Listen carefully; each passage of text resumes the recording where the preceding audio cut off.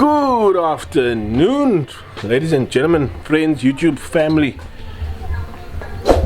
The Outback is here behind me, and we've got all-wheel drive Shinobi here today. Let's just get that in focus. All-wheel drive Shinobi is here today, and we're going to be changing his rear swaybar in bracket that he's been driving around with as busted. So clankety clank clank all day through, and we just got annoyed with it, and we decided today's the day we're going to do the change. Tar-riq, say hi to everybody. Yeah, what's up? What's up, fam?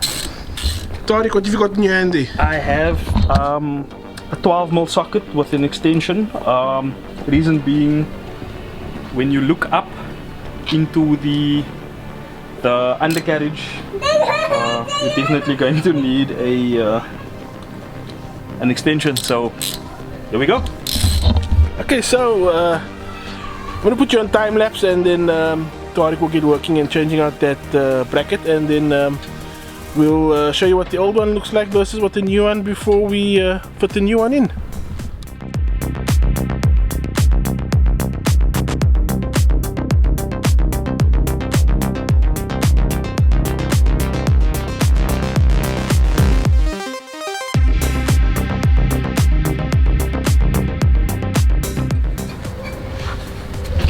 Okay, so before we continue any further, let's have a look. What's the difference here? Ooh, wait. That is not where we want to be. Old, new, new, old. What's the difference? Tar-riq, what are you removing now? I am removing the last bolt that bolts onto the chassis, so I can put on the...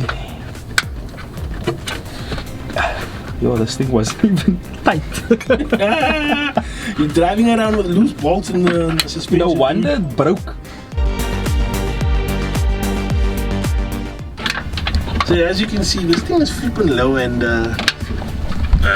if you see, we don't have trolley jacks. Unfortunately, this garage does not have a trolley jack. Yes, yet. Even if you want to, you know, sponsor a trolley jack for little old me and Tar-riq, please hit me up.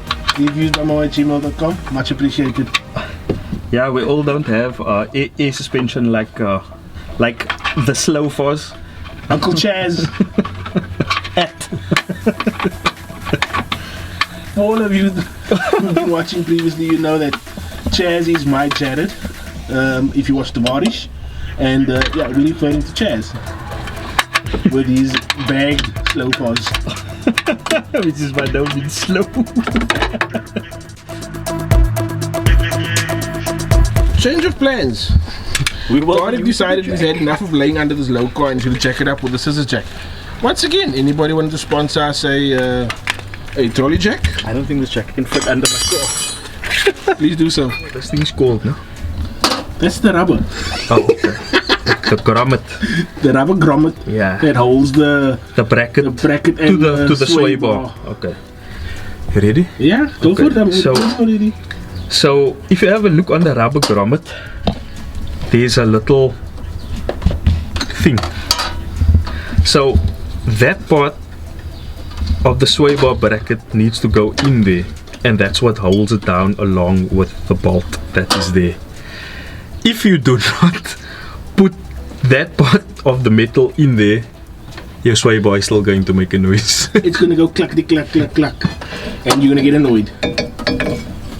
So it just fits in like that, and then you need to find a way to tilt back up. Could jangle it.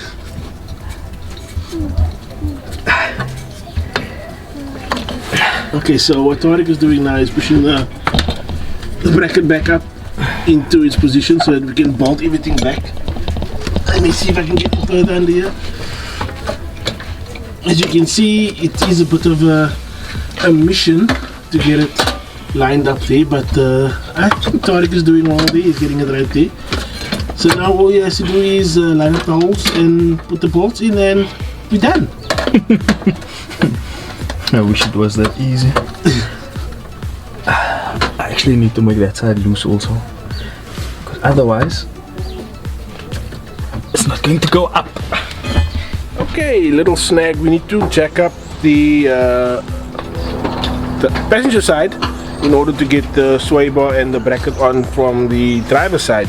So Tar-riq has to go under again and loosen the passenger side's bracket in order to drop the sway bar down so that we can get all aligned up and make sure that it's all ready for bolting back up. So sometime later, and we're still struggling to put this bracket on because yeah, low life 1 and 2. This is the first time Tar-riq owns a Subaru, so yeah, we're learning as we go along, and We're learning the hard way. being under this car is a mission and a half because this thing is damn low.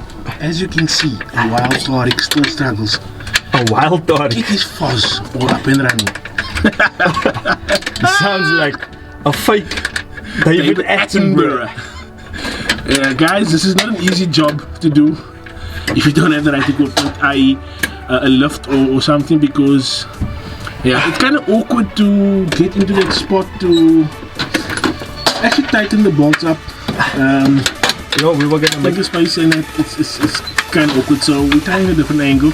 Hopefully this is going to work and we're not going to shoot ourselves in the foot. Let's see. We'll pick you guys up again. So this is where we are now. We finally got the bolts in, or at least Tar-riq got the bolts in on the bracket, and yeah, now he's going to struggle to put the sway bar in. Did we just shoot ourselves in the foot again. Yeah, guys, no one shows you the scrap on YouTube. What we're showing you, how we actually struggle to get this damn stuff sorted out and fitted. I hope you guys enjoy this laughter. Well, didn't quite go as we expected it to go. We're still busy, and it's 20 to 6 in the evening. Sun is starting to go down, and yeah, we're still busy. Tar-riq, what's the time now? I think it's what It's quarter past late. And we're kind of done with what we set out to do with the brackets for the sway bars and whatnot. It was a learning curve of note, and yeah, this man did most of the work himself and he struggled. It was an experience. Next time we know what to do. Loosen the end, the ending first, get that bolt out, that nut out, drop the sway bar, remove the bracket from the grommet with the rubber, and then push it all back in. And it's a two-man job, definitely a two-man job. If you're working on a budget and working on a lowered vehicle, it's definitely a two-man job. One-man job if you have a lift or a set of bend pack two-post lifts, it's all good. Other than that, guys, you can do it. You can wrench on your own. You've got the tools, you can do whatever you want to on your own vehicle. If you like this one, hit that thumbs up, subscribe, not subscribed, and do leave a comment. We'll check in the next one.